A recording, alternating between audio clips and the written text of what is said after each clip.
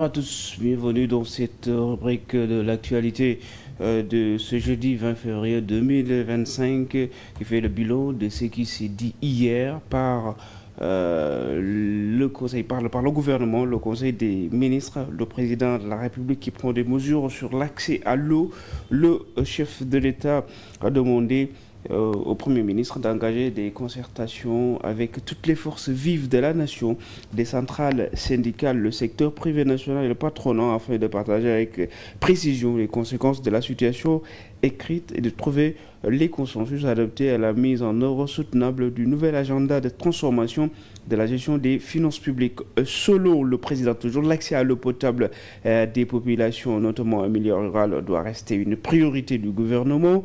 Il a invité donc le chef du gouvernement à poursuivre les efforts consentis afin d'améliorer l'accès à l'eau potable des populations et des coûts maîtrisés. Il a salué la tenue de la récente concertation nationale sur le secteur de l'eau et appelé à l'accélération de la mise en œuvre d'un plan d'action global visant la sécurisation de la ressource, mais également le déploiement d'un schéma hydraulique national sur les systèmes d'approvisionnement en eau en zone urbaine.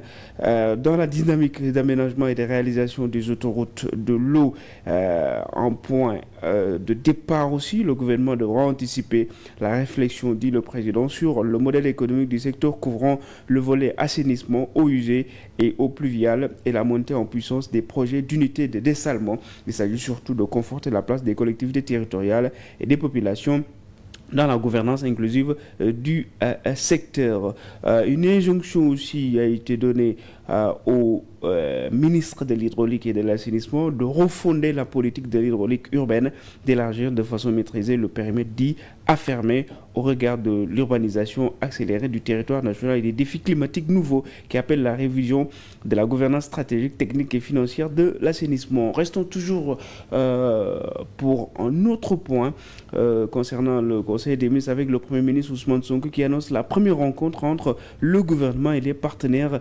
sociaux. Il a tenu la première rencontre entre le gouvernement et les partenaires sociaux en vue d'assurer la mobilisation de l'ensemble des forces vives de la nation annoncée dans l'œuvre de redressement économique et financier. Il a également relevé qu'au-delà de l'amélioration de la gouvernance budgétaire et financière des deniers publics, le gouvernement entend mettre en œuvre les mesures correctives requises à court terme portant sur la rationalisation des dépenses publiques et la réduction du train de vie de l'État conformément aux directives du président de la République, dit le Premier ministre. Il a instruit le ministre des Finances et du Budget de prendre des dispositions appropriées en vue de la mise en œuvre diligente des mesures correctives requises sans délai afin de rendre opérationnelles les recommandations.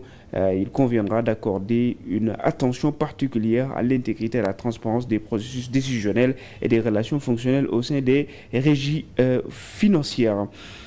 Actualité politique toujours avec le FRAPP qui appelle les autorités à rompre avec le FMI et la Banque mondiale.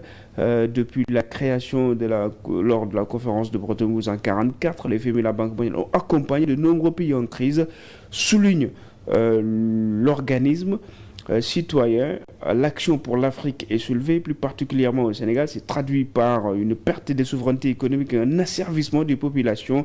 Ces institutions ne sont pas des outils de développement, des instruments d'oppression au service du capitalisme, dit le FRAPP. Le rapport analyse en détail avec des effets sur l'économie sénégalaise, avec des conséquences terribles, effondrement de l'État, la réduction drastique des dépenses publiques, l'affaiblissement des institutions, la limitation de la capacité de l'État à répondre aux besoins essentiels de la population, plusieurs mots qui démantèlent les services publics, dit le FRAPP. Les secteurs de la santé et de l'éducation aussi, les dépenses de la santé par habitant ont diminué de 20% entre 80 et 91, rapporte le FRAPP, compromettant l'accès aux soins des plus diminués. Le FRAPP dénonce aussi un système où les ressources africaines financent de fait les puissances économiques occidentales. Loin d'être un continent aidé, l'Afrique est en réalité un continent pillé.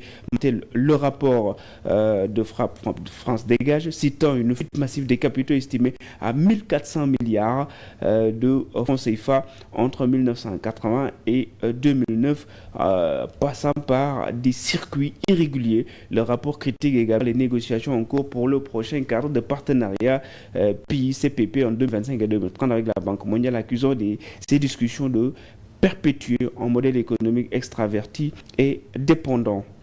On termine avec les entreprises françaises qui souhaitent continuer d'investir au Sénégal malgré l'injonction de Frappe France Dégage. Les entreprises françaises souhaitent continuer d'investir au Sénégal, déclaré Marc Le Gouy, conseiller économique à l'ambassade de France à Dakar. Pour lui, la délégation du MEDEF a beaucoup apprécié l'accueil et la qualité des interlocuteurs présents dans l'événement hier pour discuter de l'économie du Sénégal et de la France, mais aussi des opportunités. Les entreprises françaises, dit-il, sont déjà très présentes au Sénégal et elles continuent y rester, réitère-t-il. Il a indiqué les patrons de certaines de ces 26 entreprises composant de la délégation étudient d'investir au Sénégal quand nous avons une entreprise, un projet d'investissement, un projet de partenariat, un projet industriel au Sénégal de transformation et de valeur ajoutée. Nous allons voir nos amis d'Apix pour travailler ensemble et donc faire un projet qui soit accessible et qui soit aussi gagnant-gagnant, profitable au Sénégal et à la France. Et puis, ils sont décidés que les entreprises françaises restent au Sénégal malgré une nouvelle politique, dit Jean Le Gouy. Madame, Monsieur, c'était tout pour cette rubrique politique et économique de ce jour. Merci à vous de nous avoir regardé. La deuxième partie, c'est tout à l'heure à 8h.